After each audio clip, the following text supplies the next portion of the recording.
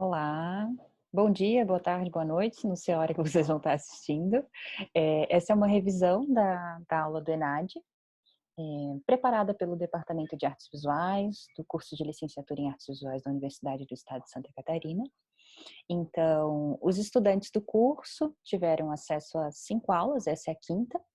Nós temos as outras 4 aulas disponíveis aqui no canal da Galeria Jandira Lawrence. E hoje eu e a professora Ju organizamos uma apresentação para vocês, que vai ter um tom mais de conversa, né, Ju? Para pensar sobre estágio, sobre formação docente, sobre visualidades. Então, a gente vai estar mostrando uma apresentação e vai estar conversando. Ju, tu queria dar um oi? Olá, pessoal, tudo bem? Espero que seja um bom encontro, que seja uma aula interessante para auxiliar vocês, então, na realização do NAT. Obrigada, Ju. Eu vou compartilhar aqui, então, pessoal, peço licença.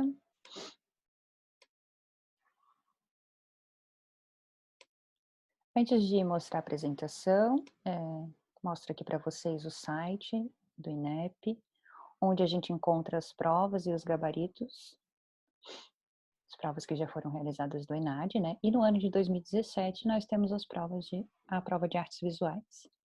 Ela tem uma parte de conhecimentos gerais e outra de conhecimentos mais específicos, né?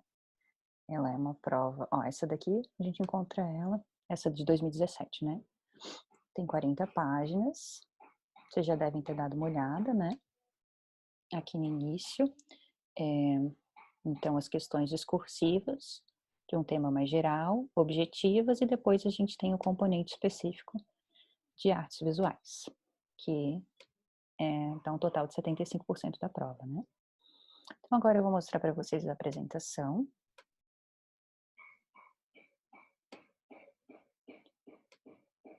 Nós colocamos como título para essa apresentação, modos de produção e influência nas abordagens pedagógicas. Então, para iniciar essa conversa, gostaria de pensar um pouco com vocês sobre o estágio como pesquisa. Vocês já realizaram 4 estágios durante o percurso de formação de vocês aqui no curso de artes visuais, e relembrando então um pouquinho sobre essa rede que a gente tem instituída durante o estágio, né?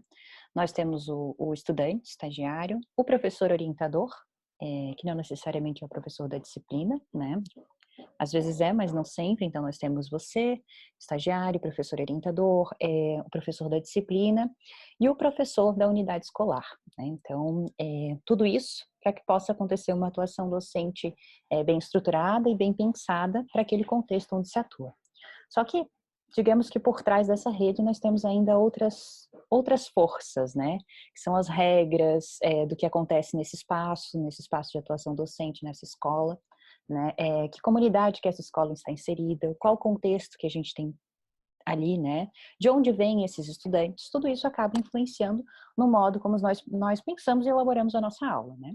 Então, a gente vai trilhar um pouquinho esse caminho de olhar para essa questão do contexto e das visualidades, né? O que é produzido e como isso repercute na nossa atuação docente.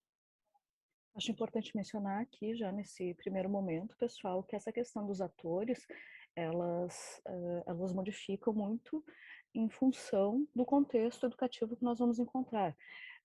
Ainda que nós tenhamos figuras distintas nesse processo, é importante entender que o perfil desse orientador, desse estudante que está no estágio, estudante da escola, são figuras moventes que são moventes justamente em virtude desses contextos distintos de educação que vão ser encontrados ao longo do caminho. Então, para a gente pensar um pouco sobre esses contextos, né, e os modos de registrar isso, de observar, quando nós iniciamos o estágio, nós temos algumas aulas destinadas à observação, né? Então, essa observação, ela não é uma observação somente da atuação, por exemplo, daquele professor que está em sala de aula, ou de como é o comportamento daqueles alunos, né? Como que acontece essa estrutura, mas uma observação do próprio espaço escolar, né? Então, como que essa escola se constitui, quais espaços ela tem, né? Qual que é a dinâmica que acontece ali, e uma observação desse contexto. E como, né, de que formas a gente pode pensar o registro desse olhar? Uma dessas formas é a criação de um diário, né? Então, aí, pensando nesse âmbito das artes visuais, a gente pode trazer uma coisa mais da visualidade, do desenho, da anotação, da lista, dos escritos, né? Que vão servir como um norte para essa nossa observação. E a ideia é que seja uma observação atenta, né? De eu não estar ali nesse lugar deixando que as coisas passem desapercebidas, né? Porque isso vai influenciar no modo como eu elaboro o meu projeto de ensino para atuação nesse espaço, né? E quando eu olho para esse contexto antes de elaborar esse meu projeto, eu faço algo que é mais condizente com aquele lugar, né? E por isso mais atrativo, e que por isso que tem mais relação com aquele estudante que está naquela sala de aula, e a gente vai gerando toda uma rede mais significativa. Acho importante a gente pensar que esse sistema de registro, justamente por essa flexibilidade, essa maleabilidade, abertura que tem para esse diálogo com questões mais específicas que são da nossa área, que não ficam limitadas somente à escrita, faz com que o processo reflexivo, o olhar, ele seja mais ampliado. O registro dos acontecimentos, das experiências vividas, talvez se dê de uma forma mais ampla.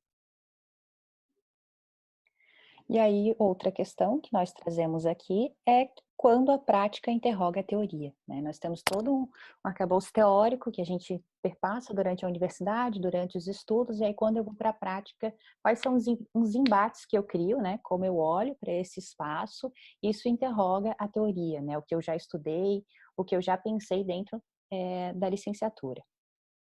Inclusive porque muitas das teorias que serão estudadas ao longo do estágio, hã, no momento anterior à prática efetiva dentro de uma sala de aula, elas ainda vão parecer um tanto distantes do que a gente sabe, do que a gente conhece, dos contextos educativos. No momento em que a gente adentra efetivamente uma sala de aula, a gente começa a produzir então essas interrogações em relação ao que foi estudado, o que é uma coisa extremamente positiva, porque se trata efetivamente de uma apropriação daquilo que foi estudado. E não se trata de forma alguma de uma coisa negativa, pelo contrário. É algo desejável, porque isso significa que é um momento de reflexão constante diante de um contexto que, novamente, a gente sabe que é diverso e que vai se articular de formas totalmente distintas com aquilo que foi estudado anteriormente a partir dos nossos referenciais, dos nossos pares teóricos. E aqui, então, adentrando um pouquinho mais essa questão que nós estávamos falando do contexto, né? Um projeto de estágio deve considerar, então, as peculiaridades culturais, o momento histórico em que vivemos, quais as limitações desse espaço, né? Olhar para essa questão que ela é física e humana desse espaço escolar. Então, esses são alguns modos de percepção do contexto, né? Qual que é a idade desses estudantes? Como que é a questão socioeconômica nesse ambiente, né? Como que essa comunidade se estrutura? Da onde vêm esses estudantes? De quais espaços desse lugar, né?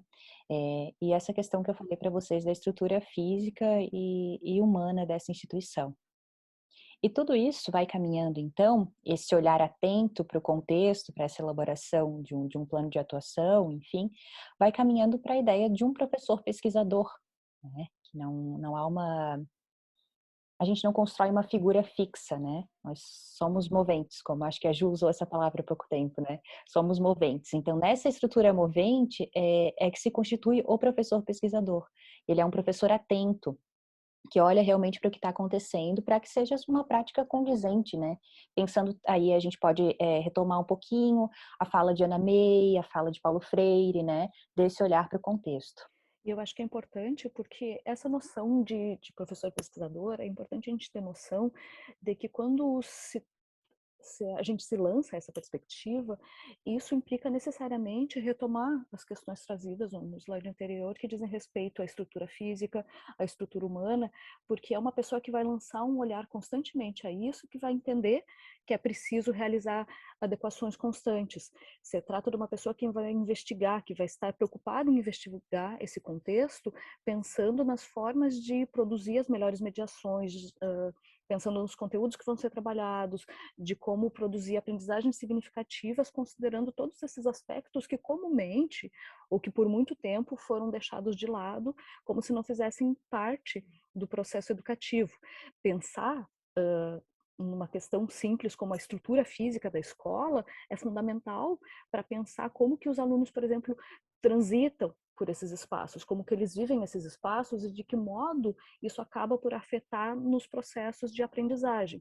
Então, esse professor pesquisador, no momento que lança esse olhar para esse contexto, para essas coisas que fazem parte de todo esse movimento do aprender e do ensinar, se configura como uma pessoa que está em constante reflexão sobre o seu processo educativo, bem como as necessidades que são apresentadas ao longo do caminho pelos seus estudantes.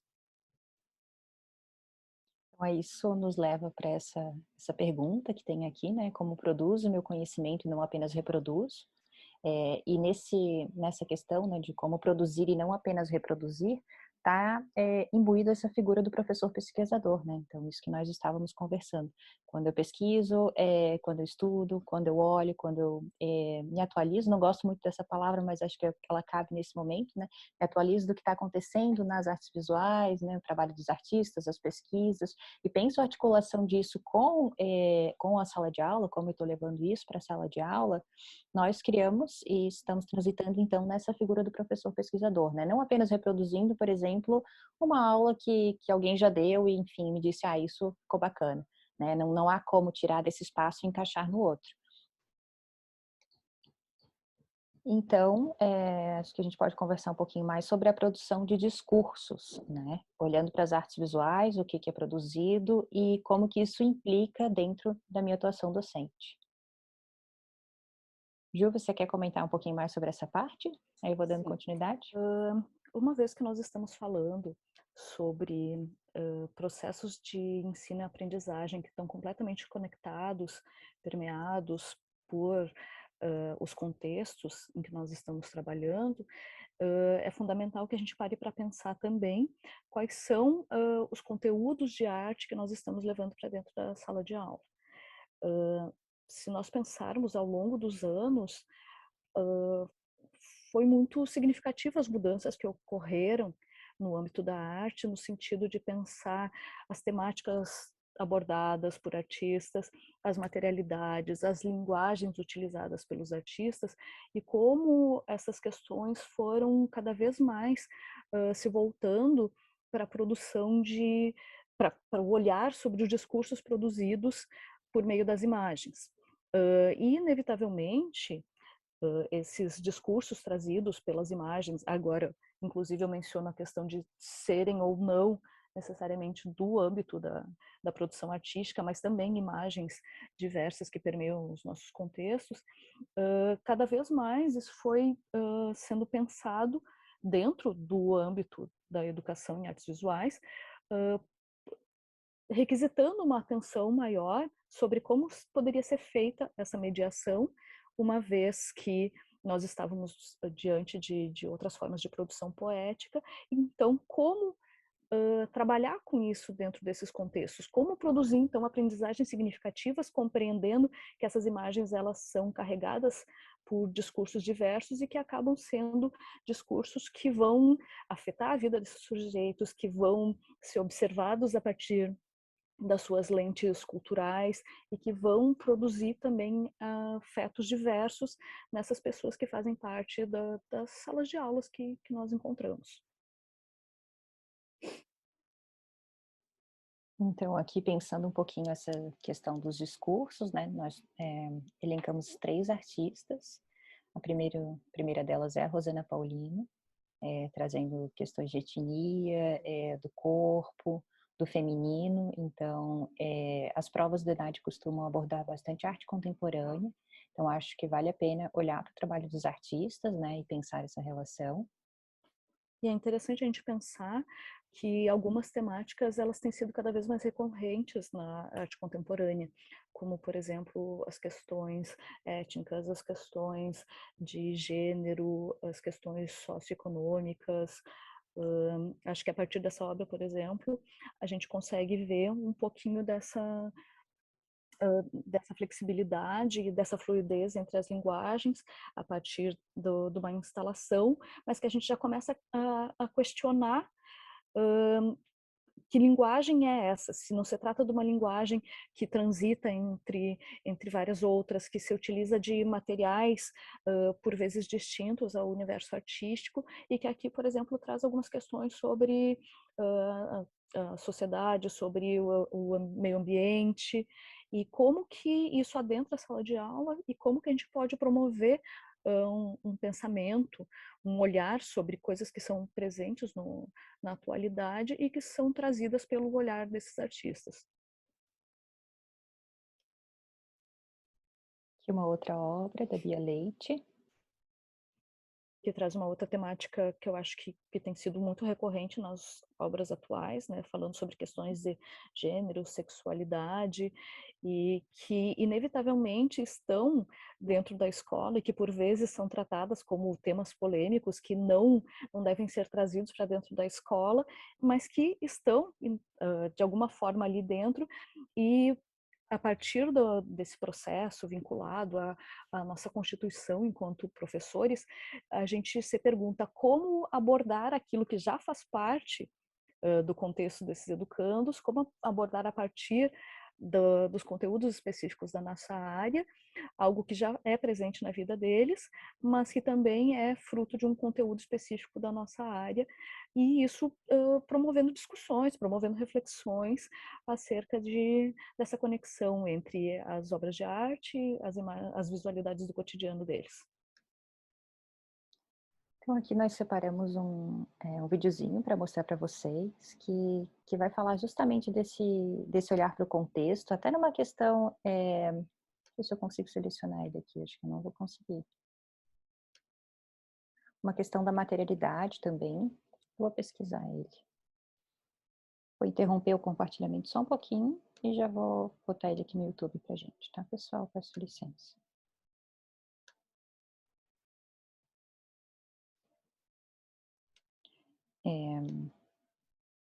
Esse é de um projeto, Prêmio Educador Nota 10, e uma professora comenta sobre sua prática, os estudantes também comentam, e o bacana de ver é o modo como ela explora os materiais, explora essa conversa com o trabalho de artistas contemporâneos também, né? E acho que também muito disso que a gente estava falando em relação às linguagens também, né? Como conversar sobre as distintas linguagens com os educandos, como pensar elas dentro de uma sala de aula, como pensar nas materialidades que estão acessíveis, que fazem parte do cotidiano deles, como um modo de produção poética também.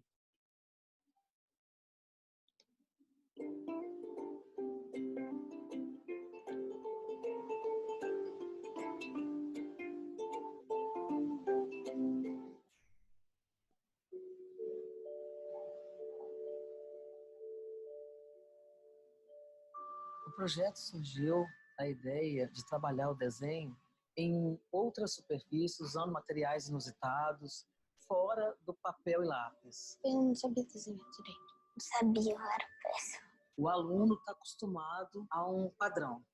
E esse padrão exige dele uma perfeição que não existe. É um desenho um pouco massificado, estereotipado. Então, sair desse universo. Vamos desenhar como vocês veem na cabeça de vocês. Cada um vai ver de um ângulo diferente, né? O desenho, ele tem que ter a cara da criança. Ele tem que ter o olhar dele, a personalidade dele. Todo mundo já fez ligar pontos? Alguém já fez alguma vez? Para trabalhar a sintaxe visual, a gente começa com o ponto. A partir do ponto, você desenvolve ponto, linha, formas orgânicas, formas geométricas e textura. A partir daí, começamos a trabalhar também esculturas. Tudo é cor, né? Sem cor, nada existe. As imagens que a gente usou foram a partir de DVDs e os livros de artes que eu tenho aqui na sala. E a partir dali, eles conseguem ter as ideias, ter os insights. E aí começar a elaborar o trabalho deles. Essas peças foram, por sinal, também desenhadas. Tudo que foi feito foi desenhado. Aí depois ela levava nós lá para fora e nós pegávamos os materiais e tentávamos montar uma escultura. Sempre tem que deixar claro para o aluno, você vai trabalhar com o que está caído no chão. Nós podemos usar o material que a natureza dispõe? Nós podemos, mas nós vamos usar o material que ela já descartou. Às vezes eles me perguntam, eu não sei o que eu faço com isso. É simples, você tem que pensar. Só que já sei. Agora nós vamos trabalhar essas linhas aqui, aproveitando o sol e a sombra da escultura que vocês fizeram. Ao desenhar com material orgânico que encontraram debaixo das árvores, teve uma dimensão muito grande. Tem que ter paciência.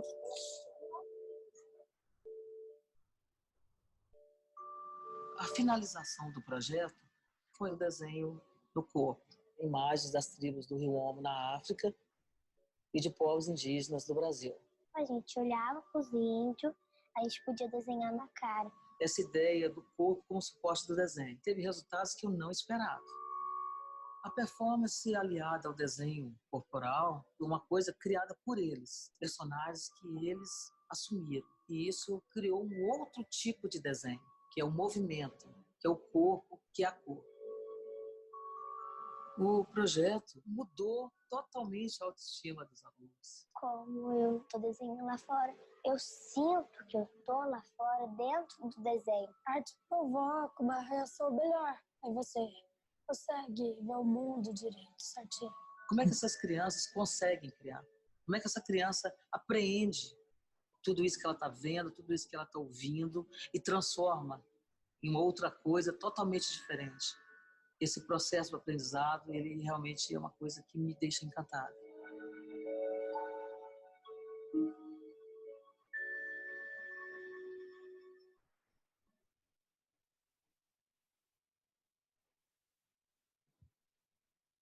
Deixa eu voltar ali para a nossa apresentação, para a gente conversar.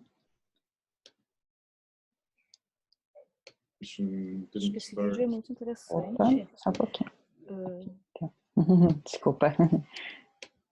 Por trazer inúmeras questões que a gente tem, assim, como algo ainda muito fechado, quando a gente fala sobre conteúdos do ensino de arte, porque aqui a gente consegue ter uma boa noção de como promover esses processos de mediação entre coisas que parecem por vezes fechadas, como, por exemplo, a abordagem de elementos da linguagem visual. Como a gente pode ver ali no vídeo, trabalhar com ponto não significa simplesmente conceituar a ideia de ponto, mas pensar como esse ponto ele está inserido dentro de uma obra de arte, como esse ponto ele pode ser um elemento potente para a criação, como isso também está articulado com experiências e conhecimento de outras culturas, e como isso também está conectado com produções artísticas específicas. Ou seja, a partir desse vídeo a gente consegue ter uma ideia de todas essas conexões promovidas por essa educadora. De mesmo modo, como pensar a possibilidade de articulação entre essas obras de arte legitimadas, as visualidades cotidianas e mais ainda a possibilidade de criação a partir de materiais comuns do contexto desses educandos. Isso eu acho que é uma coisa super bacana, né? Quando ela usa os galhos de árvore, pensa a sombra, a projeção, né? Ou o desenho desconstruído, né? Não desconstruído no sentido de saber que eu não preciso me cobrar fazer aquele desenho tal e qual, né? Essa ideia que vem uma coisa mais das belas artes, assim. E ela cria estratégias super bacanas e viáveis, né? Será que eu não posso desenhar através do vidro da sala de aula, já que eu não tenho aquele suporte, né? Não tenho aquela possibilidade. Então, eu acho que essas estratégias de como eu penso a minha aula, como eu penso o material e essa criação, a gente também aprende quando olhamos para o trabalho de artistas, né? E temos essa percepção de como ele desenvolve esse trabalho, o que ele criou aqui, né? E não necessariamente reproduzindo o que ele faz, mas eu consigo também ter abertura para criar outras coisas dentro da minha prática, né? Com o que está ali nesse espaço onde eu transito. E acho incrível como ela produz essa aproximação entre uma obra de arte legitimada, como, por exemplo, na obra da Lygia Clark, que ela traz essa questão da materialidade. A artista se utilizou desses materiais, mas nós temos como produzir a partir dessa obra com esses materiais aqui que nós temos, com papel, com papelão, com um material um pouco mais rígido, e pensar como aquilo se torna mais acessível, mais fácil de ser produzido também. Bem, acho que tudo isso que nós falamos diz muito respeito a essa concepção mais contemporânea, que diz respeito aos nossos processos de mediação e como que é esse papel, então, desse professor mediador que entende que essas questões elas já estão presentes dentro da escola, como eu já tinha mencionado anteriormente, e como que a gente consegue entender que essas imagens são produtoras também das pessoas e como é importante o nosso papel enquanto mediadores propor um olhar para como essas imagens estão afetando ou não e como que a partir dos conteúdos específicos das artes visuais nós podemos promover esse processo de pensar a obra, pensar as visualidades, pensar como elas são produtoras dos sujeitos. Então a gente selecionou aqui uma citação do Fernando Hernandes. Tu poderia ler, por favor, Tarski? Posso. Diante da cultura visual não há receptores nem leitores, mas construtores e intérpretes, na medida em que a aproximação não é passiva nem dependente, mas interativa e de acordo com as experiências de cada indivíduo, que cada indivíduo tem experimentado fora da escola. Daí a importância, a posição de ponte que a cultura visual exerce, como campo de saberes que permite conectar e relacionar para compreender e aprender, para transferir o universo visual de fora da escola, do aparelho, me perdi aqui, perdão, do aparelho do vídeo, dos videoclipes, das capas de CD, da publicidade, até a moda e o cyberespaço, etc., com a aprendizagem de estratégias para decodificá-lo, interpretá-lo e transformá-lo na escola. Eu acho que um ponto importante que o Hernandes traz aqui também diz respeito a esses meios diversos que estão presentes dentro da escola, que fazem parte da vida desses estudantes, que são meios que divulgam imagens, que reproduzem imagens que já são consumidos por esses estudantes e como que a cultura visual ela então promove esse movimento do educador para trabalhar essas questões e esses recursos que são já utilizados pelos estudantes como um meio de pensar nos processos educativos. Inevitavelmente, eles já estão se comunicando com essas imagens a partir desses meios. Como que essas imagens que estão aparentemente fora da escola, elas se conectam com os conteúdos específicos de cada área que se trabalha ali dentro.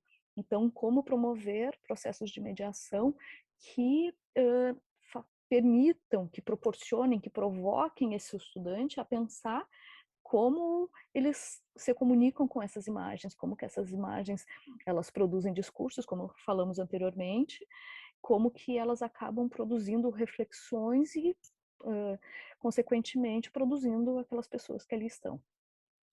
Acho que, arrematando essa frase da Ju, eu voltaria um pouquinho no início dessa citação, né, que fala, diante da cultura visual não há receptores nem leitores, mas construtores e intérpretes. Eu acho que essa é uma questão chave para pensarmos a relação com a cultura visual. E aí, partindo disso, né, a gente também pode refletir um pouco sobre a abordagem triangular, proposta pela Ana May Barbosa. Ela propôs isso a partir de um contexto que ela vivenciou dentro do Museu da Universidade de São Paulo. Então, ela olhava também para as artes, não no sentido só do que é legitimado ou do que é reconhecido, ela trazia outras produções artísticas para dentro do museu, né? E a partir disso, e olhando já para o contexto histórico que estava se instituindo, ela desenvolveu então a abordagem triangular. que pense esse fazer, ler, contextualizar, que não são estruturas fixas, né? Então, só relembrando um pouco do que vocês já tiveram durante o curso, que são estruturas moventes também, né? Que não há necessidade de sempre começar por uma leitura, né? Partir para uma contextualização e para um fazer, o professor pode construir isso, lembrando que o professor que constrói a sua metodologia, né? Mas aqui, uma relação que a gente pode trazer com essa questão que estava antes ali apontada por Hernandes, é justamente também esse fazer como um ato reflexivo e o fazer como pensar, né? Então, quando produzimos, também pensamos, também criamos relações, né? E pensando esse ato da leitura também. Qual é esse espaço que eu permeio, como isso influencia na minha leitura e como que eu posso desenvolver essas leituras com os estudantes dentro de sala de aula. Por isso que constantemente, sobretudo na cultura visual, nós falamos sobre interpretar, porque não se trata de um olhar fechado diante daquilo que se vê, mas se trata de interpretações que são promovidas a partir de todas as coisas que fazem parte daquela pessoa, de toda a sua bagagem cultural, das suas lentes culturais, do contexto em que essa pessoa vive. Isso, inevitavelmente, vai acabar presente no ato de fazer. Costuma ser um ponto bem complexo quando a gente fala sobre o fazer a partir dessa abordagem triangular, porque o fazer ele ganhou muito esse aspecto de reprodução, enquanto na verdade esse fazer ele não pode de forma alguma estar dissociado do processo reflexivo. A própria autora sempre argumentou muito em relação a isso, porque no momento que o estudante ele há uma proposta oriunda desse processo de pensar, de conhecer obras, de pensar as imagens, de trazer a sua bagagem cultural, no momento de produção, ele também vai estar pensando sobre tudo aquilo que leu, que interpretou, que é um fazer que pensa, que é um fazer de comunicação, que é um fazer de expressão daquilo que sentiu, que observou, que conectou com as suas experiências. Então, nesse sentido, eu acho que, mais uma vez, a gente reitera, é importante mencionar para vocês que nós tentamos trazer aqui autores que são importantes para cada um desses processos, que são os eixos da nossa aula, e a gente quis dar bastante ênfase nessa questão, então, desse professor, que é um professor pesquisador, e que também se coloca num papel de mediador, não é uma pessoa que leva os conteúdos e que trabalha de forma fechada, mas é uma pessoa que promove, então, essas experiências entre conteúdos específicos da área, vinculadas com todas essas experiências que são trazidas por esses estudantes a partir das inúmeras vivências que ele tem ao longo da vida. Então, se trata de uma pessoa propositiva que faz mediações entre conteúdos específicos e as experiências do educando. Por favor, Tarsi. Eu vou ler a citaçãozinha para vocês, da Gisa Pikoski e da Miriam Celeste Martins. Mediador. Nessa palavra estão contidas os termos professor e educador. É ele que contamina? Tem de ser cuidadoso para não afastar e anestesiar o sujeito da experiência estética. Elemento propulsor, como um gatilho a disparar convites para o encontro com a arte. Quem media? Media quem, perdão? O aluno que contém em si os termos aprendiz da arte, estudante, criança, adolescente, com toda a sua singularidade, seus repertórios, preconceitos e desejos. Então, eu acho muito interessante essa perspectiva lançada pelas autoras, com essa ideia de um gatilho a disparar convites. Eu acho que isso traduz muito essa noção de mediador. A nossa proposta é justamente convidar constantemente, a partir dessas questões, de articulações, de uma conversa constante com esse estudante, disparando convites a pensar de modos distintos, a tentar pensar o que aquela obra, o que aquela imagem pode provocar. Isso constantemente em diálogo com essas experiências dessa pessoa, então, que vai trazer inevitavelmente esses seus repertórios, os seus sentimentos, todas essas questões mais subjetivas. Então, se nós pensamos sobre, né, como elaboramos a nossa aula, como olhamos para os contextos, como olhamos para as produções, e aqui a gente teve um recorte um pouquinho mais para a arte contemporânea, né, mas a gente pode pensar outros tipos de recorte. Esses modos, então, de elaboração da aula e essa mudança das estruturas, né, isso repercute nas estratégias de avaliação.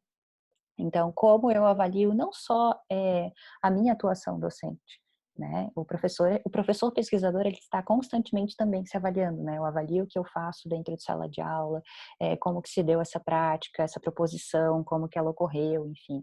A gente está sempre se repensando. Mas aqui o olhar que nós lançamos é para essa avaliação do trabalho do estudante, né? Não apenas uma avaliação quantitativa, mas um quantitativo vazio, assim, né? Como que o meu estudante ele pode perceber esse processo e não a avaliação como uma cobrança apenas, né? De ele deve me entregar algo, mas que isso seja um processo valioso para ele também. Então, existem estratégias para que a gente possa tentar disparar isso, né? Nesse aprendizado dele. Então, a elaboração, por exemplo, de portfólios, de relatos, né? De diários, nós podemos pensar no diário, e aí até trazer um diálogo com o trabalho dos artistas, o portfólio também dá para trazer um diálogo com o trabalho de artistas, né? Mapas visuais, que são avaliações menos pontuais e que elas vão acontecendo pouco a pouco e a gente consegue desenvolver algo junto desse estudante. Acho importante a gente pensar aqui, tal como a Tarso mencionou, que se mudam os conteúdos, se mudam as concepções sobre as estratégias de contato com esse aluno, de como trabalhar esses conteúdos, se a gente compreende que é um processo de mediação, acho que é fundamental a gente pensar que mudam também as estratégias de avaliação, ou seja, nós precisamos pensar em recursos que sejam mais amplos, que deem conta de entender que o processo de aprendizagem não se dá de um ponto inicial para um ponto final, mas que existem inúmeras coisas que ocorrem nesse meio. E quando nós lançamos esse olhar para essas estratégias, para esses recursos de avaliação, como mapas visuais, relatórios e portfólios, nós estamos compreendendo que essa avaliação não se dá também apenas por respostas fechadas, mas que ela pode se dar a partir de imagens, a partir de relatos pessoais, de como se deu o processo de aprendizagem, a partir de recolher fragmentos das experiências que estão sendo vividas nesse processo. E tudo isso é muito rico para esse professor, que também se lança a sua avaliação constante, entendendo que isso faz parte dessa noção, desse perfil de um professor que está em constante pesquisa e que está se entendendo também como uma pessoa em constante formação. Olá, pessoal. Eu e a professora Josélia tivemos um problema de conexão durante a gravação. Então, a Ju já estava concluindo o encontro falando sobre avaliação processual. E eu voltei apenas para me despedir de vocês, então desejo para todos uma boa prova, que tudo ocorra bem. E é isso, a gravação vai ficar aqui disponível na galeria e convido vocês para que assistam também às aulas dos outros professores. Até mais, uma boa prova.